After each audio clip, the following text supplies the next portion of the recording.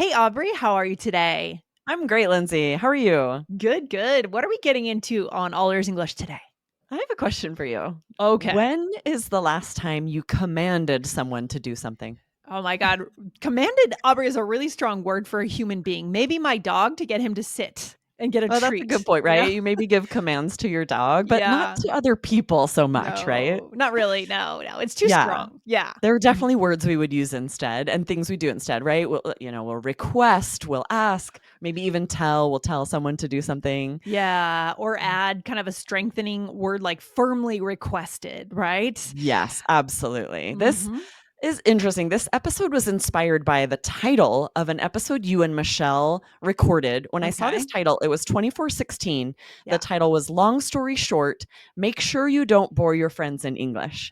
And I was kind of fascinated by this because it's really interesting to think about what would be different if it were just don't bore your friends in English. Yeah, What would change? that is a really interesting. I mean, I think by adding make sure, it Yeah. makes it a little bit bossier, right? A little harsher. Is that right? Do you think or Oh, no? I would Or say the vice opposite. versa? Oh, Yeah, vice exactly. versa. Because when we're adding make sure, you'd have Mhm. to sit and think about it a second, right? I was Yeah. interested. I'm like, Yeah. okay. Because Yeah. often, sometimes we'll try to make titles shorter, but Yeah. this was intentionally longer Yeah. because if you just say, don't bore your friends in English, sure, we Yeah. could say this, but it is harsher. There's a different tone. It's like Don't bore your bossier. friend. It's a little It more kind of, direct. yeah, Yeah. and it implies that maybe they're currently boring their friends and they shouldn't Right. be. Right, right, But right. if we say Mhm. make sure, that means not that we're saying you're doing it now, just be sure you don't. It just takes one step back in terms of directness, right? We step Exactly. one step back. We've talked about how different use of grammar can move us back and be a little bit less direct. And this is one of the ways to Right. do it, right? Yes, and there are a lot of phrases we use to do this in English, and we use them all the time. So I'm Mhm. excited to dive into these today. Okay, I'm excited. But first, I want to make sure that we say a big thank you and a shout out to our listeners who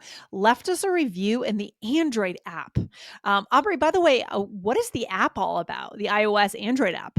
Yes, if you guys have not downloaded the app, you are missing out. It is a free app to download, and it's the best way to listen to the All Ears English podcast. So, this is really the best way to, add vocabulary to a list, follow along in the transcripts for premium users. But Mhm. even if you just have the free version of the app, you can search in our archive. You can Yes. search keywords and for old episodes, which is difficult to do on most podcast players. Yeah, it really is all about being able to search for any episode you need, see those transcripts, tap on words, save them in your personal power list. So I want to say a special shout out to Karima Damani. Thank you. This person left us a review on May 6, 2025. Special shout out to let's see, Masood KH, and a special shout out to, I'm having a hard time, Ardalan Saf. So thank you so much, guys. Go leave us a review in the Android or iOS app or wherever you listen to the show. Yes, we try to shout out everyone who leaves us a review. We are grateful for these reviews. It helps other people find the show. And it's just a great thank you to us, right? To give Yes. us our flowers for doing the podcast. Yeah, it really, I mean, we do this with a lot of heart because we want to help you guys. We believe that the philosophy of connection, not perfection, means something deep and we want people to know about it, right? But once in a while, Absolutely. we need to hear from you and know that it's working well. All right. It Good is stuff. nice. So if you haven't left a review, definitely go and do it. And it's also a great place to leave questions Mhm. that give us a good specific question that we can answer in a future episode. Love it. Love it. All right, let's go into it. So let's talk more about make sure. Make sure. Yes, exactly. So again, we just add this to soften a command or a Mhm. request. Mhm. So if, for example, I ask someone to water my plants while I'm on vacation, Oh, I yeah. might say, oh, make sure to water the plants every day.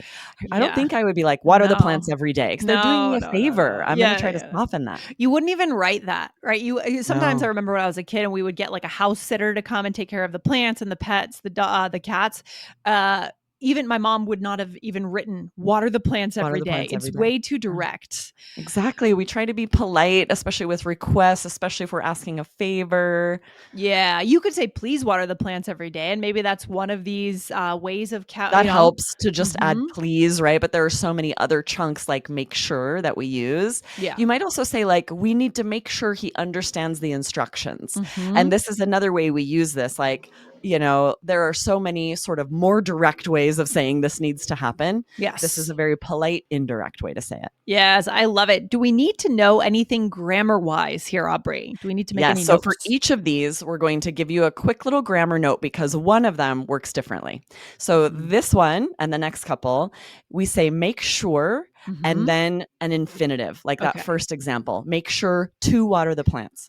Or we can say make sure, and that's followed by a subject and verb, like the second example, make Okay. sure he understands. Those are the Okay. two ways that we use this chunk. Yeah, so if we're gonna use these chunks, we do need to pay attention to grammar, right? They're not just idioms, they're in conjunction with different grammar prepositions and ways of forming the Exactly. verb. Okay, good. Yes. Right. So this next one, the grammar works the same. You can follow it with an infinitive or subject verb Okay. is be sure. Very Yes. similar, right? Be sure to pay the medical bill on time. Means Yeah. the same as make sure. Yeah, for me, be sure feels a little bit more polite, more, I don't know, Mm, accommodating for some reason, softer. But they're very I similar. can see that. Yeah, Yeah. because make sure almost has this tiny bit of implication that you think they'll forget. You think they Yeah. won't do it. And be sure it's a little more, yeah, I agree. It doesn't really have that. Interesting. Yeah. Or how about this one? He wants to be sure they feel welcome. Okay.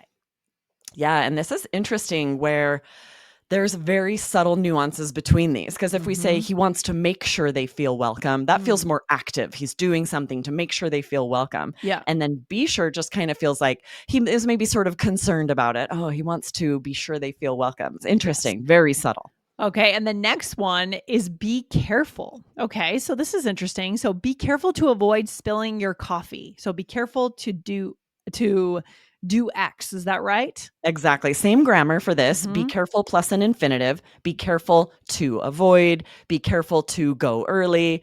Or it can be followed by a subject and verb. You could say, be careful she doesn't deceive you, for example, Oh, right? wow. Okay, And this yeah. is interesting, slightly different from be sure and make sure.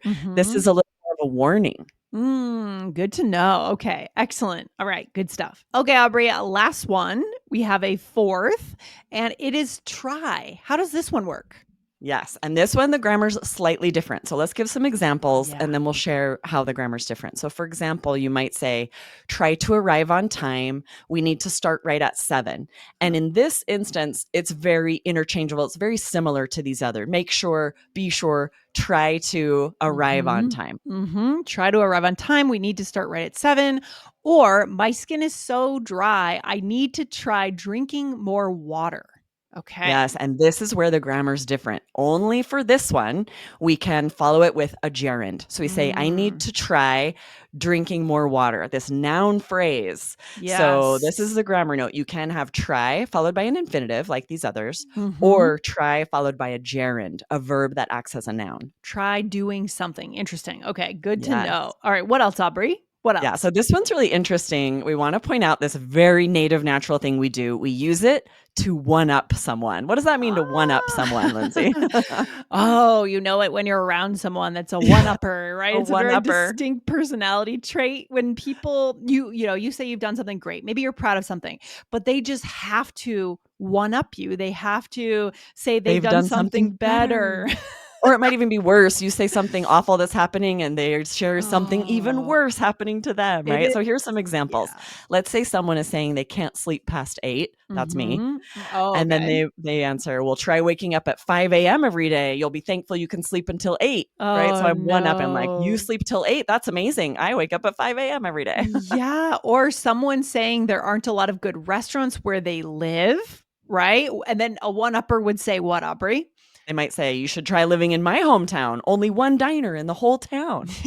right? So here we have try followed by a gerund. Try waking up at 5. Try living where I Mm, lived. And this is often how we see this used, is to interesting. exaggerate how much worse or better your situation is. Yeah, that's fascinating. We should do another episode on the one-upper On personality, one-upping, right? I agree. It would be interesting to think about some other ways people one-up, other phrases they use, and talk more Yes. about how this can really kill Ooh. a connection. Ooh, It I can be really love frustrating to it. be around a one-upper. So It hit follow. We'll do a whole yeah, episode about one-upping. I think people get really triggered by one-uppers. It's something in us that gets really triggered, or Yeah.